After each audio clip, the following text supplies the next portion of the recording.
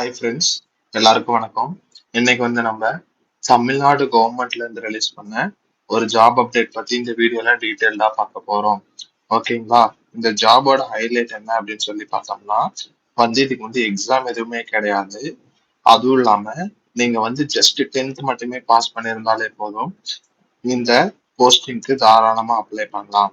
அப்படி என்ன போஸ்டிங் அப்படின்னு சொல்லி பார்த்தோம்னா வில்லேஜ் அசிஸ்டன்ட் அந்த போஸ்டிங் தான் அப்படிங்கிறது தான் அவங்க சொல்லியிருக்காங்க. இன்னும் நம்ம சேனலை சப்ஸ்கிரைப் பண்ணலைன்னா சப்ஸ்கிரைப் பண்ணிக்கோங்க. ஏன்னா இந்த வீடியோல நம்ம அஃபீஷியல் நோட்டிபிகேஷனை டிஸ்பிளே பண்ணி என்னென்ன குவாலிஃபிகேஷன் இருக்கணும் அப்படிங்கிற எல்லாத்தையும் டீட்டெயில்டா உங்களுக்கு எக்ஸ்பிளைன் பண்ண போறோம். ஸோ ஸ்கிப் பண்ணாம இந்த வீடியோவை கடைசி வரைக்கும் பாருங்க. உங்களுக்கு அஃபீஷியல் நோட்டிபிகேஷனுக்கான லிங்க் வேணும்னா நம்ம பிளாக் சைட்ல கொடுத்துருக்கோம். அதுல அஃபீஷியல் நோட்டிபிகேஷன் ஒரு பட்டன் இருக்கும். அதை கிளிக் பண்ணீங்கன்னா உங்களுக்கு அஃபீஷியல் நோட்டிபிகேஷன் ஓப்பன் ஆயிரும். ஓகேங்களா? அதுக்கப்புறம் மற்ற பேங்க் ஜாப் மற்ற டீட்டெயில்ஸ் எல்லாம் நாங்கள் வீடியோவா போட்டிருக்கோம். அதையும் நீங்க செக் பண்ணுங்க. ஓகேங்களா? இந்த அஃபீஷியல் நோட்டிபிகேஷனோட லிங்கை நாங்கள் டிஸ்கிரிப்ஷன் பாக்ஸ்ல ப்ரொவைட் பண்றோம். இதுதான் அந்த அஃபீஷியல் நோட்டிபிகேஷன். இந்த அஃபீஷியல் நோட்டிபிகேஷன்ல நிறைய அரசாணை அப்படின்னு சொல்லி கொடுத்துருக்காங்க. ஸோ ஒவ்வொரு அரசாணையிலும் என்னென்ன கரெக்ஷன் சொல்லி அவங்க கிளியரா மென்ஷன் பண்ணியிருக்காங்க. இதுல நீங்க பாத்துக்கலாம். என்ன இதுல ஹைலைட் அப்படின்னு சொல்லி பார்த்தோம்னா பகுதி நேர கிராம உதவியாளர் பணி அதை முழு நேர கிராம உதவியாளர் பணியாக அவங்க மாத்திருக்காங்க. அது அப்படிங்கறத அவங்க சொல்லியிருக்காங்க. ஓகேங்களா? அது மாதிரி ஒரு அரசாணையிலும் என்னென்ன கரெக்ஷன் அப்படிங்கறத இங்க கொடுத்துருக்காங்க. அதை நீங்க படிச்சு பார்த்துக்கோங்க. ஓகேங்களா? அதுக்கப்புறம் நமக்கு என்னென்ன எஜுகேஷனல் குவாலிஃபிகேஷன் அப்புறம் என்னென்ன தகுதி இருக்கணும் அப்படின்னு சொல்லி பார்த்தோம்னா நீங்க ஜஸ்ட் எஸ்எஸ்எல்சி அதாவது 10th முடிச்சிருக்கணும். 10th முடிச்சுட்டு தமிழ் ஒரு சப்ஜெக்டா வச்சிருக்கணும் அப்படிங்கறத சொல்லியிருக்காங்க. அதுக்கப்புறம் உங்ககிட்ட கட்டாயமா எஸ்எஸ்எல்சி சர்டிபிகேட் இருக்கணும் அப்படிங்கறத சொல்லியிருக்காங்க. ஓகேங்களா? அதுக்கப்புறம் இதுல என்னன்னு சொல்லி பார்த்தோம்னா உங்களுக்கு ஒரு குவாலிஃபிகேஷனுக்கும் தனித்தனியா மார்க் அப்படிங்கறத சொல்லியிருக்காங்க. ஓகேங்களா? நீங்க எஜுகேஷனல் குவாலிஃபிகேஷன் முடிச்சதுக்கு அப்புறம் உங்களுக்கு டிரைவிங் லைசன்ஸ் இருக்கா அப்படிங்கறத சொல்லி செக் பண்ணுவாங்க. உங்களுக்கு டிரைவிங் லைசன்ஸ் இருந்தா அவங்க எக்ஸாம் எதுவுமே நடத்த மாட்டாங்க அப்படிங்கறத சொல்லியிருக்காங்க. ஒருவேளை உங்ககிட்ட டிரைவிங் லைசன்ஸ் இல்ல பட் உங்களுக்கு ஓட்ட தெரியும் அப்படின்னா அதுக்கு எக்ஸாம் நடத்தி அதுக்கப்புறம் மார்க் போடுவாங்க அப்படிங்கறத சொல்லியிருக்காங்க.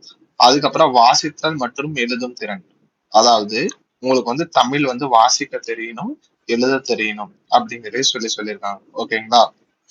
அதாவது உங்களுக்கு இன்டர்வியூ வைப்பாங்க. அந்த இன்டர்வியூல இன்டர்வியூ கண்டக்ட் பண்றவங்க முன்னாடி உங்களுக்கு எழுதவும் தெரியணும், வாசிக்கவும் தெரியணும் அப்படிங்கறத சொல்லியிருக்காங்க. அதுக்கு 30 மார்க்ஸ் அப்படிங்கறத சொல்லியிருக்காங்க. நெக்ஸ்ட் உங்களோட வசிப்பிடம், அதாவது எந்த வில்லேஜ்ல உங்களுக்கு போஸ்டிங் இருக்கோ அந்த வில்லேஜோட உங்களுக்கு சம்பந்தமா இருக்கணும், அதாவது பக்கத்துல இருக்கணும், அந்த மாதிரி இருக்கணும் அப்படிங்கறத சொல்லியிருக்காங்க. ஓகேங்களா? அதுக்கப்புறம் தாலுகா எல்லைக்குள்ள இருக்க வேண்டும் அப்படிங்கறத சொல்லியிருக்காங்க. ஓகேங்களா? இப்ப அந்த வில்லேஜ் ஒரு தாலுகா கீழே வருதுன்னா அந்த தாலுகா கீழே நீங்க இருக்கணும் அப்படிங்கறத சொல்லியிருக்காங்க.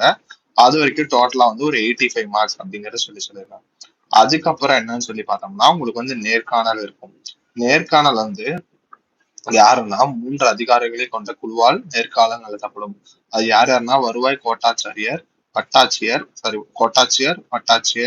அதுக்கப்புறமேட்டு இங்க தனி வட்டாட்சியர், பிற தனி வட்டாட்சியர் அப்படின்னு சொல்லிட்டு இந்த 3 பேர் இன்டர்வியூ எடுப்பாங்க அப்படின்னு சொல்லியிருக்காங்க. இந்த இன்டர்வியூ இதுக்கு 15 மார்க்ஸ் அப்படிங்கறது சொல்லியிருக்காங்க. ஓகேங்களா? இப்ப நீங்க என்னன்னா நீங்க உங்களுக்கு இன்டர்வியூ அட்டன் பண்றதுக்கு முன்னாடி உங்களோட சர்டிபிகேட்ஸ் எல்லாத்தையும் நீங்க சப்மிட் பண்ணணும் அப்படிங்கறத சொல்லியிருக்காங்க. ஓகேங்களா? அதுக்கப்புறம் உங்களுக்கு இன்டர்வியூ அதாவது நேர்காணல் நடத்துவாங்க அப்படிங்கறத சொல்லியிருக்காங்க. ஓகேங்களா? அதுக்கப்புறம் நெக்ஸ்ட் என்னன்னு சொல்லி பார்த்தோம்னா உங்களுக்கு அதுக்கப்புறம் என்னன்னு சொல்லி பார்த்தோம்னா உங்களுக்கு நேர்காணல் நடத்துறாங்கல்ல அவங்க உங்களுக்கு மார்க்ஸ் கொடுக்கணும் அப்படிங்கறத சொல்லியிருக்காங்க. ஓகேங்களா? அந்த 3 பேர் கொடுக்குற மார்க் ஆவரேஜ் மார்க்கா எடுத்து அதுக்கப்புறமேட்டு அதை அவங்க கன்சிடர் பண்ணுவாங்க அப்படிங்கறத சொல்லியிருக்காங்க. இதுல என்னன்னு சொல்லி பார்த்தோம்னா மினிமமா 6 மார்க்ஸ், மேக்சிமமா 12 மார்க்ஸ் வரைக்கும் கொடுக்கலாம் அப்படிங்கறத சொல்லியிருக்காங்க. ஓகேங்களா? அதே மாதிரி உங்களுக்கு வந்து ஒரு சில கண்டிஷன்ஸ் எல்லாம் இருக்கு. அந்த கண்டிஷன்ஸ் எல்லாம் நீங்க வந்து படிச்சு பாருங்க. ஓகேங்களா? இந்த இதுக்குதான் வந்து நேர்காணலுக்கு வந்து 15 மார்க்ஸ் அப்படிங்கிறது வந்து அவங்க சொல்லியிருக்கோம். நெக்ஸ்ட் வந்து இந்த கண்டிஷன்ஸ் எல்லாத்தையும் நீங்க வந்து தெளிவா படிச்சு பாருங்க. ஓகேங்களா? இத வந்து எங்க வந்து நீங்க அனுப்பணும் அப்படின்னு சொல்லி பார்த்தோம்னா, இந்த அட்ரஸ்க்கு வந்து நீங்க அனுப்பணும். உங்க டீட்டெயில்ஸ் எல்லாத்தையும். ஓகேங்களா? எங்க அனுப்பணும் அப்படின்னு சொல்லி பார்த்தோம்னா, கூடுதல் தலைமைச் செயலாளர், வருவாய் நிர்வாக ஆணையர், சேப்பாக்கம், சென்னை. இந்த அட்ரஸ்க்கு வந்து நீங்க அனுப்பணும். நகல் வந்து இங்க அனுப்பணும் அப்படிங்கிறது வந்து அவங்க சொல்லியிருக்காங்க. ஓகேங்களா? இப்ப இந்த இந்த இந்த வீடியோல வந்து நாங்க பிரீஃபா மட்டும்தான் சொல்லியிருக்கோம். இன்னும் டீட்டெயில்டா எப்படி அப்ளை பண்ணணும், என்னென்ன டாக்குமெண்ட்ஸ் உங்களுக்கு சென்ட் பண்ணணும் அப்படிங்கிற டீட்டெயில்ஸ் வந்து உங்களுக்கு தெளிவா வேணும்னா நீங்க வந்து கமெண்ட் பண்ணுங்க. நாங்க உங்களுக்கு பிரீஃபா அந்த டீட்டெயில்ஸ் எல்லாத்தையும் ஒரு வீடியோவா அப்லோட் பண்ணி உங்களுக்கு போடுறோம். ஓகேங்களா? இதோட இந்த வீடியோ வைண்ட் அப் பண்ணிக்கலாம். தேங்க்ஸ் ஃபார் வாட்சிங்.